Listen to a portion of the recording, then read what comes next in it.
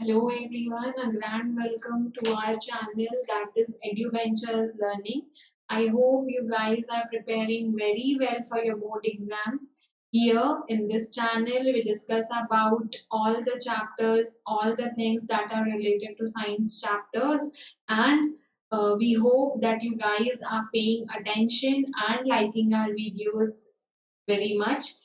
We do a lot of hard work just to get something good, the stuffs which are good for you, and the study materials which are helpful for you in the preparation of your board exams. Today, we will discuss about fertilization in human beings, which is a topic under the chapter reproduction. Chapter reproduction is chapter number 8 in the NCERT books of Biology Standard 10. This chapter is equally important and valuable for the ICSE board students as well. So those who think these topics are related and this video is gonna be about NCERT books and CBSE students only, you're totally wrong then. The ICSE students can also watch these videos and take the advantages. So today we will discuss about fertilization in human beings. In the last videos, we have already discussed about fertilization in plants, in flowering plants. Today it's the time of human beings. What is reproduction in human beings? In human beings, both males and females have different reproductive system. As we already know कि जो reproductive systems होते हैं वो mail और female में दोनों में बहुत डिफरेंट होते हैं.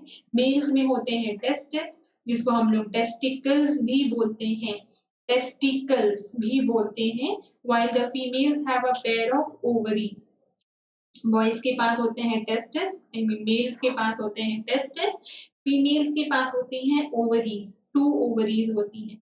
All human beings undergo a sexual mode of reproduction. जितने भी ह्यूमन बींग्स हैं वो सेक्सुअल रिप्रोडक्शन ही कर सकते हैं. जैसे हमने पढ़ा था रिप्रोडक्शन के 2 पार्ट्स होते हैं, राइट. हमने ऑलरेडी इसके बारे में डिस्कस किया है कुछ वीडियोस में. रिप्रोडक्शन 2 टाइप्स के होते हैं. पहले होते हैं सेक्सुअल, दूसरे होते हैं असेक्सुअल. सेक्सुअल के अंडर आते हैं human beings.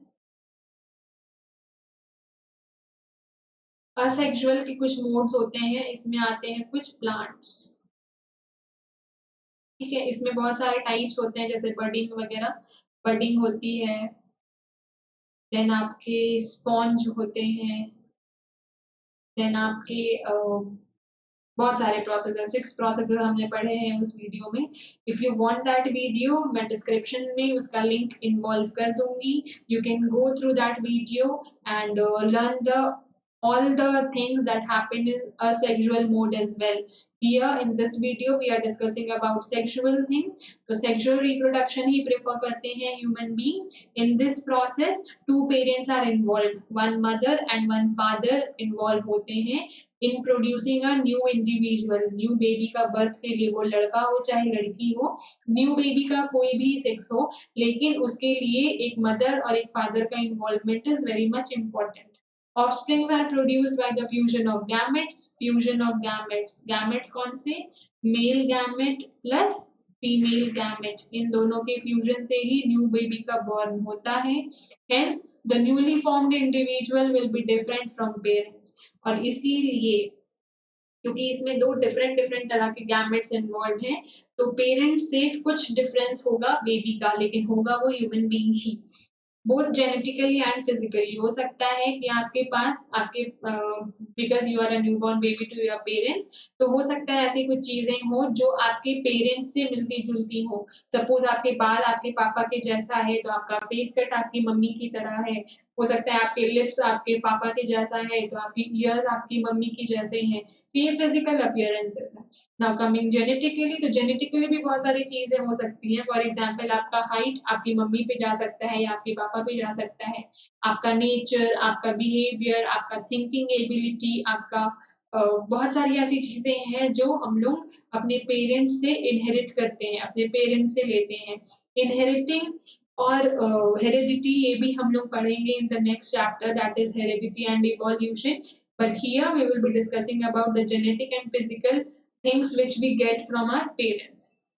Human reproduction is an example of sexual reproduction. Human reproduction जो होता है वो एक example है sexual reproduction का, as I said here.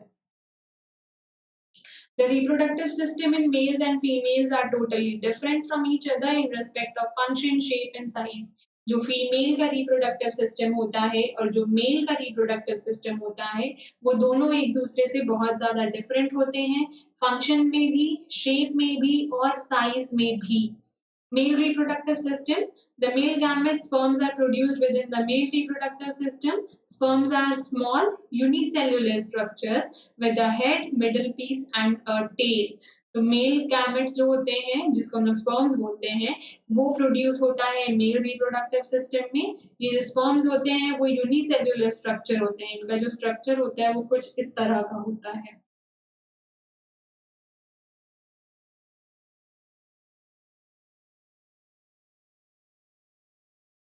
Are you not like this?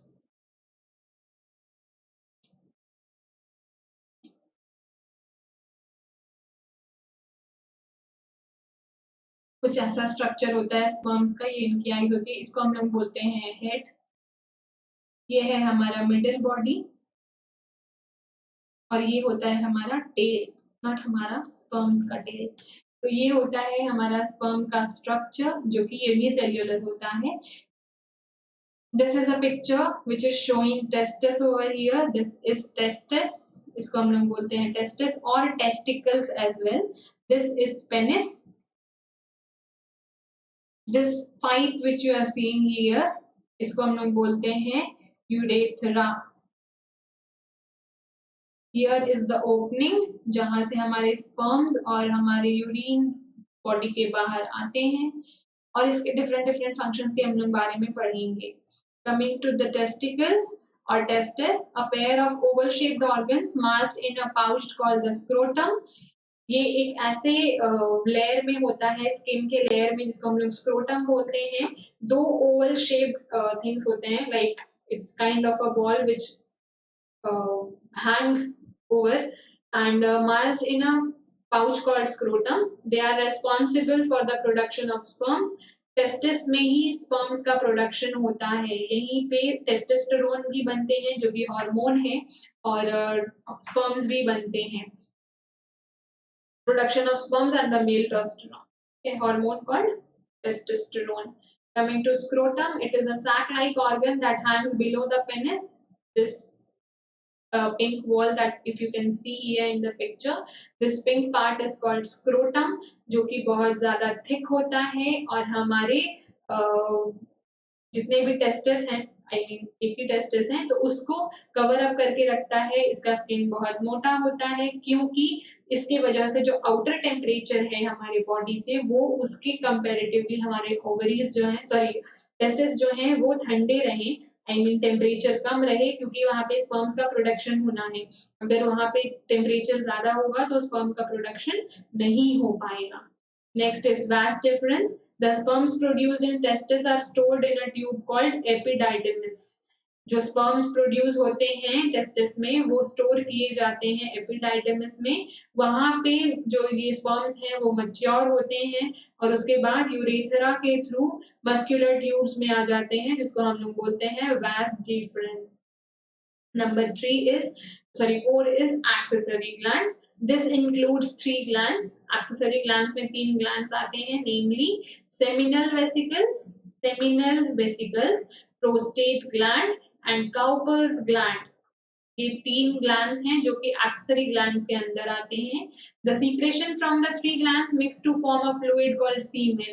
ये तीनों glands से मिलजुल करके एक fluid बनता है जिसको हम लोग बोलते हैं semen. Semen nourishes the sperm, increases the volume and helps in lubrication. ये जो सीमेन होते हैं वो स्पर्म को नरिश करते हैं, उनको वॉल्यूमाइज करते हैं और उन ल्यूब्रिकेशन में हेल्प करते हैं. Penis is a cylindrical tube which serves as both reproductive organ and an excretory organ. ये एक ऐसा organ है ह्यूमन रिप्रोडक्टरी सिस्टम का, मेल रिप्रोडक्टरी सिस्टम का, जो कि रिप्रोडक्टिव ऑर्गन भी है और एक्सक्रीटरी ऑर्गन भी है। रिप्रोडक्टिव ऑर्गन इसलिए क्योंकि ये रिप्रोडक्शन में हेल्प करता है, और एक्सक्रीटरी ऑर्गन इसलिए क्योंकि इसी के थ्रू हमारे बॉडी से स्पर्म और यूरिन आउट आते हैं। It delivers sperms into the vagina during sexual intercourse. Penis के ही थ्रू स्पर्म्स मेल से निकल के फीमेल के अंदर इंसर्ट होते हैं during the sexual intercourse. In the picture, you can see all the parts that we talked about in the above part of the video. That is bladder. यहीं पे हमारा यूरिन कलेक्ट होता है. Then this is prostate glands, sperm duct. इसी के through देखिए यहाँ पे स्पर्म्स बनते हैं एंड फिर इसी के थ्रू हमारे पीनिस तक पहुंचते हैं through this tube. Then urethra, यहाँ पे ही इसके थ्रू यहाँ पे ब्लैडर में यूरिन है जो पास ऑन होता है और यूरेथ्रा में आता है and then from this opening it gets out. This is penis जो कि 3 पार्ट से बना हुआ होता है जिसमें बीच में बहुत सारे स्पेसेस भी होते हैं तीनों पार्ट्स के बीच में। This is foreskin of the penis, जो पीनिस के ऊपर एक स्किन होती है। देन टेस्टिस, जहाँ पे स्पर्म्स और हार्मोन्स का सीक्रेशन होता है। एंड देन स्क्रोटम, जो कि हमारे टेस्टिस को कवर करने वाला स्किन है जो बहुत थिक होता है। This was the whole about male reproductive part or male reproductive organ. Now coming to female reproductive system, the female reproductive system is active before, during and after fertilization as well. जो female reproductive system होता है वो बहुत ही active चीज है। इसमें during the fertilization, after the fertilization and before the fertilization, ये ऑल द टाइम एक्टिव रहने वाला रिप्रोडक्टिव सिस्टम होता है फीमेल्स के अंदर। इसमें कौन कौन सी पार्ट्स होते हैं? A pair of ovaries, ovaries produce and store ovum in them. Suppose ये ओवरी है तो इसके अंदर होते हैं ओवम।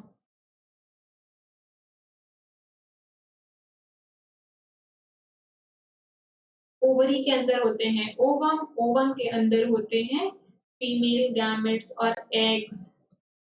फीमेल गैमेट्स, एग्स या ओवा, कुछ भी बोलिए, ठीक है, इसके अंदर होते हैं। और यहाँ पे एक 2 तरह के हार्मोन्स बनते हैं, कौन कौन से? ओएस्ट्रोजन और प्रोजेस्टेरोन। 2 तरह के हार्मोन्स यहाँ पे बनते हैं ओवरीज में। Now coming to fallopian tubes or oviducts, these are the site of fertilization. ये वो जगह है जहाँ पे fertilization का process होता है। They connect ovaries with the uterus.